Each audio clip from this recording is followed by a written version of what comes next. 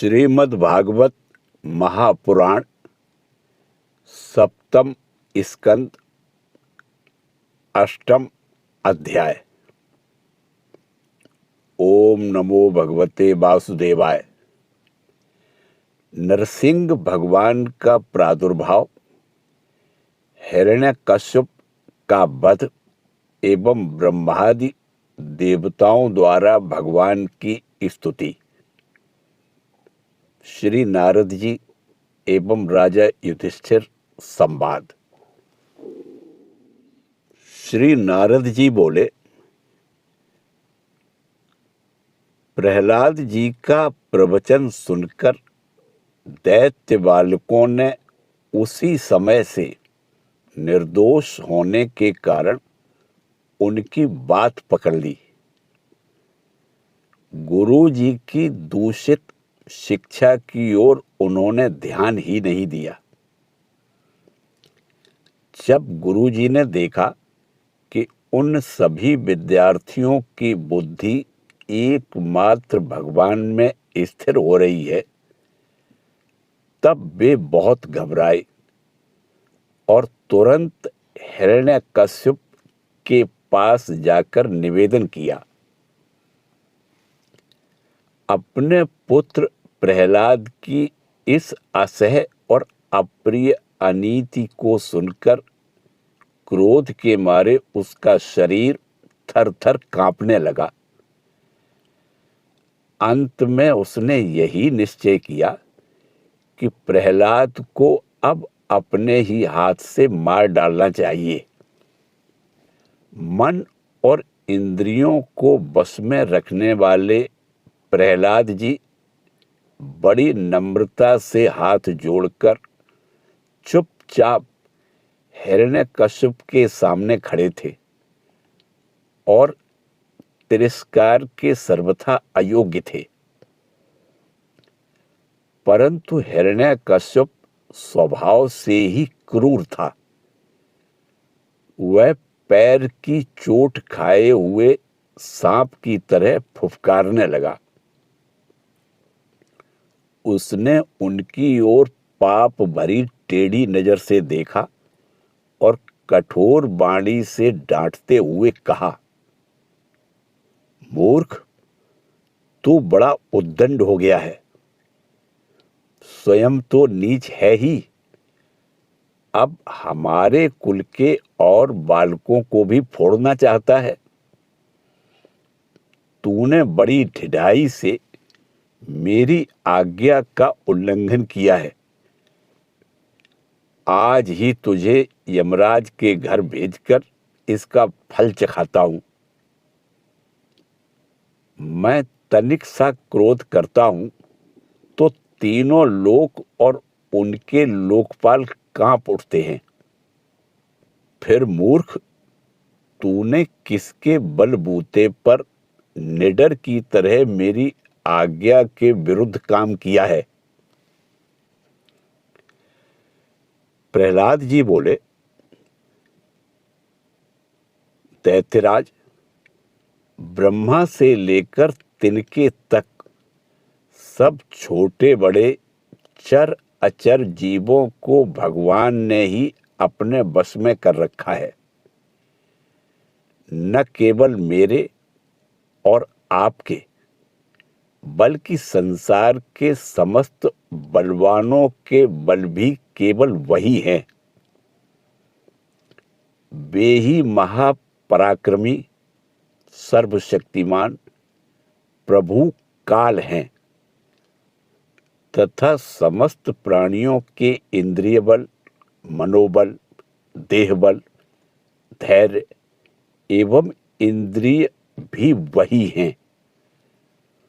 वही परमेश्वर अपनी शक्तियों के द्वारा इस विश्व की रचना, रक्षा और संहार करते हैं। वे ही तीनों गुणों के स्वामी हैं। आप अपना यह आसुर भाव छोड़ दीजिए। अपने मन को सबके प्रति समान बनाइए। इस संसार में अपने बस में न रहने वाले कुमार्गगामी मन के अतिरिक्त और कोई शत्रु नहीं है। मन में सबके प्रति समता का भाव लाना ही भगवान की सबसे बड़ी पूजा है।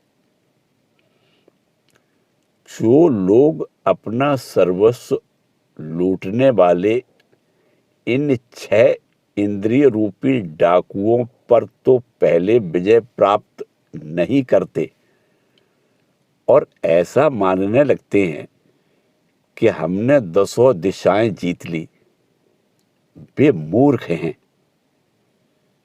हाँ, जिस ज्ञानी एवं जितेंद्रिय महात्मा ने समस्त प्राणियों के प्रति समता का भाव प्राप्त कर लिया, उसके अज्ञान से पैदा होने वाले काम क्रोधादि शत्रु भी मर मिट जाते हैं। फिर बाहर के शत्रु तो रहे ही कैसे। हिरण्यकश्यप ने कहा, रे मंद बुद्धि, तेरे बहकने की भी अब हद हो गई है। यह बात स्पष्ट है कि अब तू मरना चाहता है, क्योंकि जो मरना चाहते हैं वे ही ऐसी बेसिर पैर की बातें बका करते हैं। अब आगे, तूने मेरे सिवा जो और किसी को जगत का स्वामी बतलाया है, सो देखूं तो तेरा वह जगदीश्वर कहाँ है? अच्छा, क्या कहा? वह सर्वत्र है। तो इस खंबे में क्यों नहीं दिखता? अच्छा, तुझे इस खंबे में भी दिखाई देता है। अरे, तू क्यों इतनी डींग हाँक रहा है? मैं अभी अभी तेरा सिर धड़ से अलग किए देता हूं। देखता हूं तेरा वह सर्वस्व हरि, जिस पर तुझे इतना भरोसा है, तेरी कैसे रक्षा करता है। इस प्रकार वह अत्यंत बलवान महादैत्य भगवान के परम प्रेमी प्रहलाद को बार बार झिड़कियां देता और सताता रहा।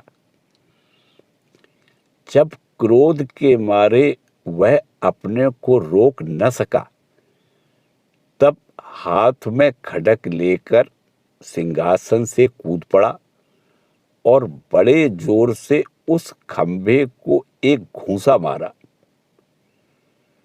उसी समय उस खंभे में एक बड़ा भयंकर शब्द हुआ। ऐसा जान पड़ा मानो यह ब्रह्मांड ही फट गया हो। वह ध्वनि जब लोकपालों के कान में पहुंची, तब उसे सुनकर ब्रह्मादि को ऐसा जान पड़ा मानो उनके लोकों का प्रलय हो रहा हो। हिरण्यकश्यप प्रहलाद को मार डालने के लिए बड़े जोर से झपटा था, परंतु दैत्य सेनापतियों को भी भय से कपा देने वाले उस अद्भुत और अपूर्व घोर शब्द को सुनकर वह घबराया हुआ सा देखने लगा कि यह शब्द करने वाला कौन है। परंतु उसे सभा के भीतर कुछ भी दिखाई नहीं पड़ा। इसी समय अपने सेवक प्रहलाद और ब्रह्मा की वाणी सत्य करने और समस्त पदार्थों में अपनी व्यापकता दिखाने के लिए सभा के भीतर उसी खंभे में बड़ा ही विचित्र रूप धारण करके भगवान प्रकट हुए। वह रूप न तो पूरा पूरा सिंह का ही था और न मनुष्य का ही। जिस समय हिरण्यकश्यप शब्द करने वाले की इधर उधर खोज कर रहा था, उसी समय खंभे के भीतर से निकलते हुए उस अद्भुत प्राणी को उसने देखा।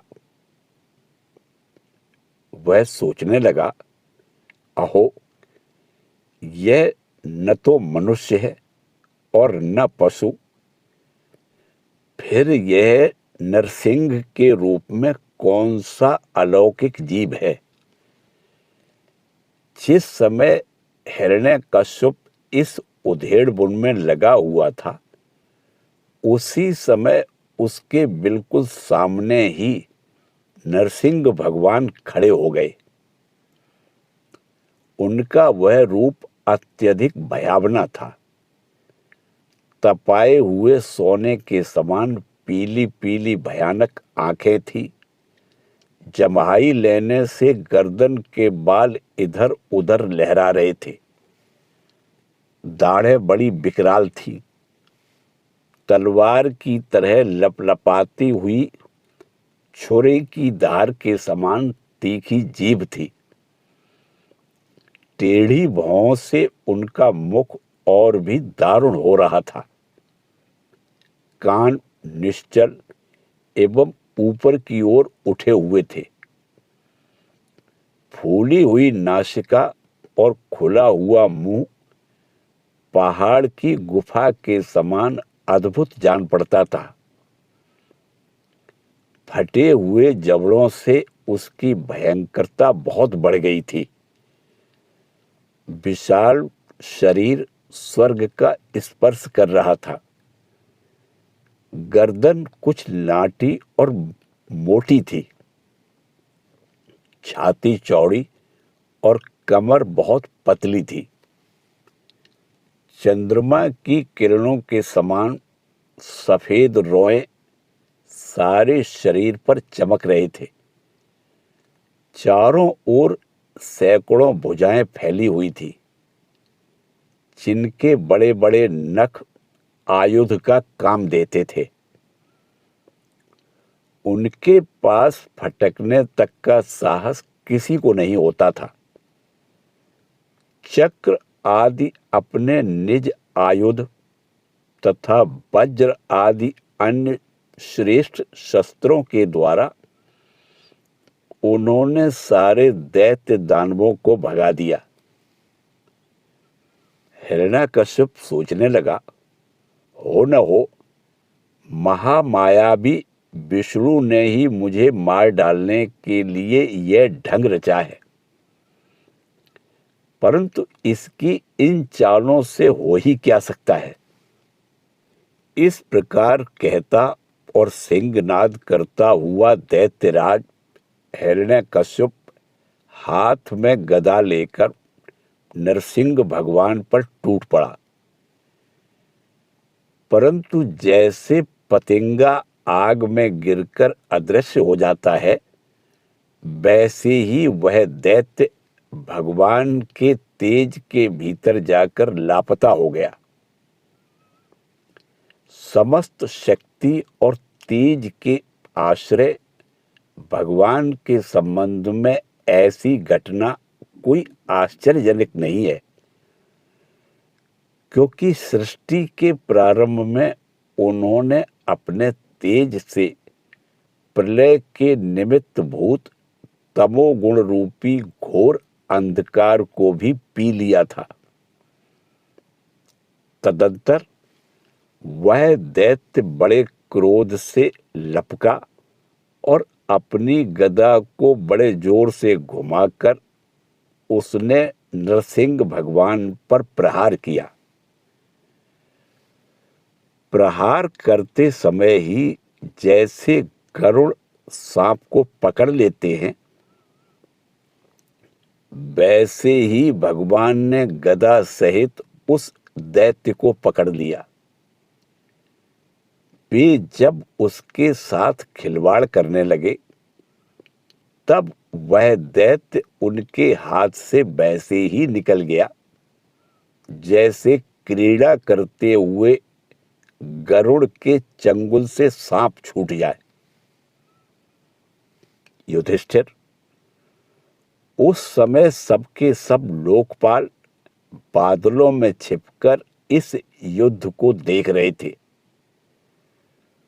उनका स्वर्ग तो हिरण्यकश्यप ने पहले ही छीन लिया था। जब उन्होंने देखा कि वह भगवान के हाथ से छूट गया, तब वे और भी डर गए। हिरण्यकश्यप ने भी यही समझा कि नरसिंह ने मेरे बलवीर से डरकर ही मुझे अपने हाथ से छोड़ दिया है। इस विचार से उसकी थकान जाती रही और वह युद्ध के लिए ढाल तलवार लेकर फिर उनकी ओर दौड़ पड़ा। उस समय वह बाज की तरह बड़े वेग से ऊपर नीचे उछल उछल कर इस प्रकार ढाल तलवार के पैतरे बदलने लगा कि जिससे उस पर आक्रमण करने का अवसर ही न मिले।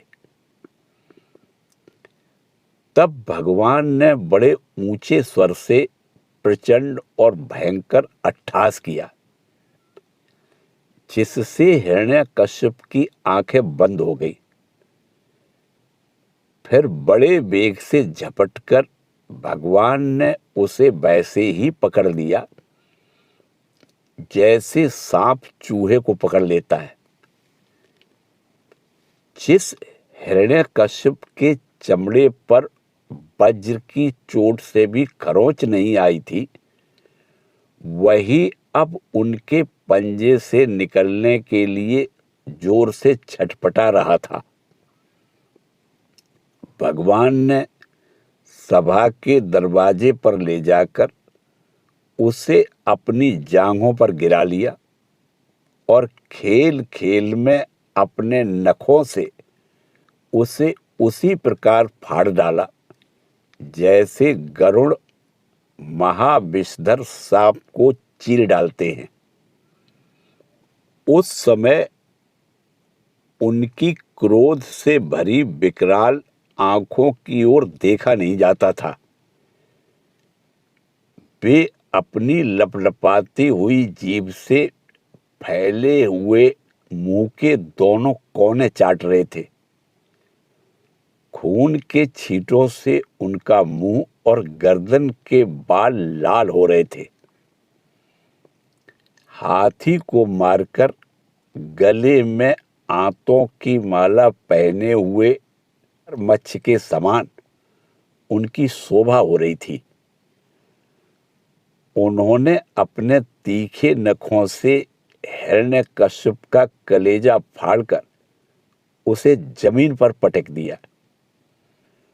उस समय हजारों दैत्य दानव हाथों में शस्त्र लेकर भगवान पर प्रहार करने के लिए आए, पर भगवान ने अपनी भुजा रूपी सेना से, लातों से और नख रूपी शस्त्रों से चारों ओर खदेड़ खदेड़ कर उन्हें मार डाला। युधिष्ठिर, उस समय भगवान नरसिंह के गर्दन के बालों की फटकार से बादल तितर बितर होने लगे।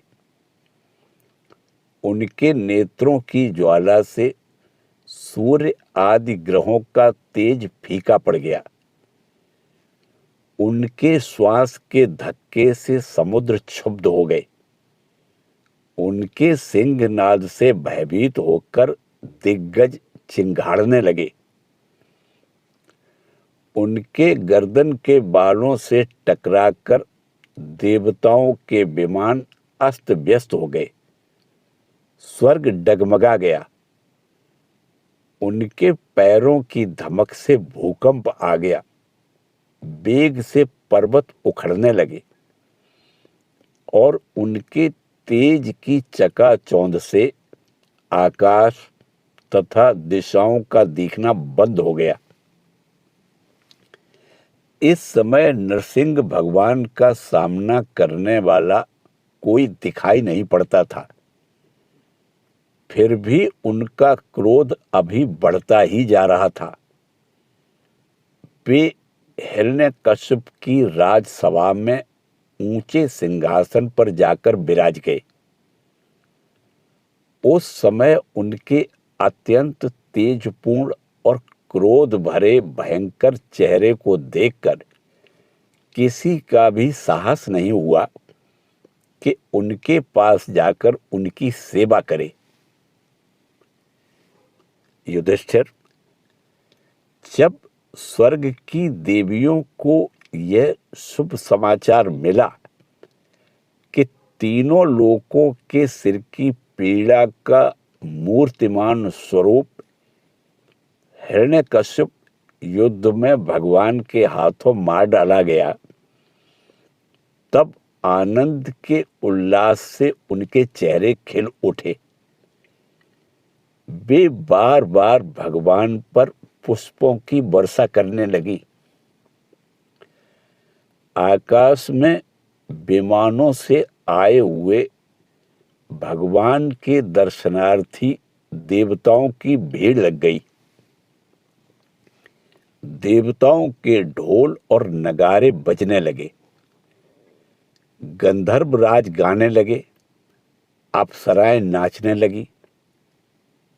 तात इसी समय ब्रह्मा, इंद्र, शंकर आदि देवता, ऋषि, पितर, सिद्ध, विद्याधर, महानाग, मनु, प्रजापति, गंधर्व, अप्सराएं, चारण, यक्ष, किमपुरुष, बेताल, सिद्ध, किन्नर और सुनंद कुमुद आदि भगवान के सभी पार्षद उनके पास आए।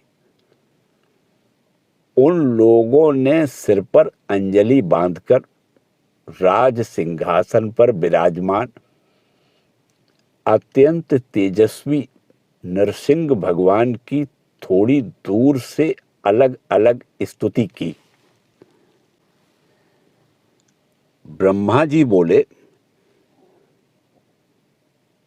प्रभो, आप अनंत हैं, आपकी शक्ति का कोई पार नहीं पा सकता। आपका पराक्रम विचित्र और कर्म पवित्र हैं। यद्यपि गुणों के द्वारा आप लीला से ही संपूर्ण विश्व की उत्पत्ति, पालन और प्रलय यथोचित ढंग से करते हैं, फिर भी आप उनसे कोई संबंध नहीं रखते, स्वयं निर्विकार रहते हैं। मैं आपको नमस्कार करता हूं। श्री रुद्र बोले, आपके क्रोध करने का समय तो कल्प के अंत में होता है। यदि इस तुच्छ दैत्य को मारने के लिए ही आपने क्रोध किया है, तो वह भी मारा जा चुका। उसका पुत्र आपकी शरण में आया है। भक्त वत्सल प्रभो, आप अपने इस भक्त की रक्षा कीजिए। इंद्र बोले, पुरुषोत्तम, आपने हमारी रक्षा की है। आपने हमारे जो यज्ञ भाग लौटाए हैं, वे वास्तव में आप अंतर्यामी के ही हैं। दैत्यों के आतंक से संकुचित हमारे हृदय कमल को आपने प्रफुल्लित कर दिया। वह भी आपका ही निवास स्थान है। यह जो स्वर्ग आदि का राज्य हम लोगों को पुनः प्राप्त हुआ है, यह सब काल का ग्रास है। जो आपके सेवक हैं, उनके लिए यह है ही क्या। स्वामिन, जिन्हें आपकी सेवा की चाह है, वे मुक्ति का भी आदर नहीं करते। फिर अन्य भोगों की तो उन्हें आवश्यकता ही क्या है। ऋषियों ने कहा, पुरुषोत्तम, आपने तपस्या के द्वारा ही अपने में लीन हुए जगत की फिर से रचना की थी और कृपा करके उसी आत्म तेज स्वरूप श्रेष्ठ तपस्या का उपदेश आपने हमारे लिए भी किया था। इस दैत्य ने उसी तपस्या का उच्छेद कर दिया था। शरणागत वत्सल, उस तपस्या की रक्षा के लिए अवतार ग्रहण करके आपने हमारे लिए फिर से उसी उपदेश का अनुमोदन किया है। पितरों ने कहा, प्रभो, हमारे पुत्र हमारे लिए पिंडदान करते थे, यह उन्हें बलात् छीनकर खा जाया करता था। जब वे पवित्र तीर्थ में या संक्रांति आदि के अवसर पर नैमित्तिक तर्पण करते या तिलांजलि देते, तब उसे भी यह पी जाता। आज आपने अपने नखों से उसका पेट फाड़कर वह सबका सब लौटाकर मानो हमें दे दिया। आप समस्त धर्मों के एकमात्र रक्षक हैं। नरसिंह देव, हम आपको नमस्कार करते हैं। सिद्धों ने कहा, नरसिंह देव, इस दुष्ट ने अपने योग और तपस्या के बल से हमारी योग सिद्ध गति छीन ली थी। अपने नखों से आपने उस घमंडी को फाड़ डाला है। हम आपके चरणों में विनीत भाव से नमस्कार करते हैं। विद्याधरों ने कहा, यह मूर्ख हिरण्यकश्यप अपने बल और वीरता के घमंड में चूर था। यहाँ तक कि हम लोगों ने विविध धारणाओं से जो विद्या प्राप्त की थी, उसे इसने व्यर्थ कर दिया था। आपने युद्ध में यज्ञ पशु की तरह इसको नष्ट कर दिया। अपनी लीला से नरसिंह बने हुए आपको हम नित्य निरंतर प्रणाम करते हैं। नागों ने कहा,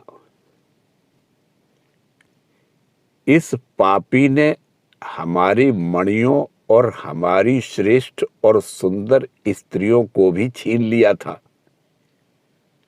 आज उसकी छाती फाड़कर आपने हमारी पत्नियों को बड़ा आनंद दिया है।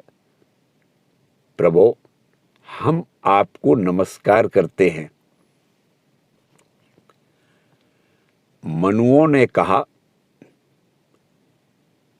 देवाधिदेव, हम आपके आज्ञाकारी मनु हैं। इस दैत्य ने हम लोगों की धर्म मर्यादा भंग कर दी थी। आपने उस दुष्ट को मारकर बड़ा उपकार किया है। प्रभो, हम आपके सेवक हैं। आज्ञा दीजिए, हम आपकी क्या सेवा करें। प्रजापतियों ने कहा, परमेश्वर, आपने हमें प्रजापति बनाया था, परंतु इसके रोक देने से हम प्रजा की सृष्टि नहीं कर पाते थे। आपने इसकी छाती फाड़ डाली है और यह जमीन पर सर्वदा के लिए सो गया। सत्वमय मूर्ति धारण करने वाले प्रभु, आपका यह अवतार संसार के कल्याण के लिए है। गंधर्वों ने कहा,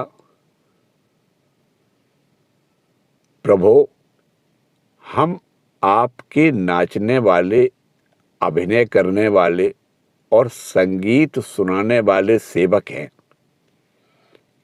इस दैत्य ने अपने बल, वीर और पराक्रम से हमें अपना गुलाम बना रखा था। उसे आपने इस दशा में पहुंचा दिया। सच है, कुमार्ग से चलने वाले का भी क्या कभी कल्याण हो सकता है? चारणों ने कहा, प्रभु, आपने सज्जनों के हृदय को पीड़ा पहुंचाने वाले इस दुष्ट को समाप्त कर दिया। इसलिए हम आपके उन चरण कमलों की शरण में हैं, जिनके प्राप्त होते ही जन्म मृत्यु रूप संसार चक्र से छुटकारा मिल जाता है। यक्षों ने कहा, भगवान, अपने श्रेष्ठ कर्मों के कारण हम लोग आपके सेवकों में प्रधान गिने जाते थे, परंतु हिरण्यकश्यप ने हमें अपनी पालकी ढोने वाला कहार बना लिया। प्रकृति के नियामक परमात्मा, इसके कारण होने वाले अपने निज जनों के कष्ट जानकर ही आपने इसे मार डाला है। किम पुरुषों ने कहा, हम लोग अत्यंत तुच्छ किम पुरुष हैं और आप सर्वशक्तिमान महापुरुष हैं। जब सत्पुरुषों ने इसका तिरस्कार किया, इसे धिक्कारा, तभी आज आपने इस कुपुरुष असुराधम को नष्ट कर दिया। वैतालिकों ने कहा, भगवान, बड़ी बड़ी सभाओं और ज्ञान यज्ञों में आपके निर्मल यश का गान करके हम बड़ी प्रतिष्ठा पूजा प्राप्त करते थे। इस दुष्ट ने हमारी वह आजीविका ही नष्ट कर दी थी। बड़े सौभाग्य की बात है कि महारोग के समान इस दुष्ट को आपने जड़ मूल से उखाड़ दिया। किन्नरों ने कहा, हम किन्नर गण आपके सेवक हैं। यह दैत्य हमसे बेगार में ही काम लेता था। भगवान, आपने कृपा करके आज इस पापी को नष्ट कर दिया। प्रभु, आप इसी प्रकार हमारा अभ्युदय करते रहें। भगवान के पार्षदों ने कहा, शरणागत वत्सल, संपूर्ण लोकों को शांति प्रदान करने वाला आपका यह अलौकिक नरसिंह रूप हमने आज ही देखा है। भगवान, यह दैत्य आपका वही आज्ञाकारी सेवक था जिसे सनकादिक ने शाप दे दिया था। हम समझते हैं आपने कृपा करके इसके उद्धार के लिए ही इसका वध किया है।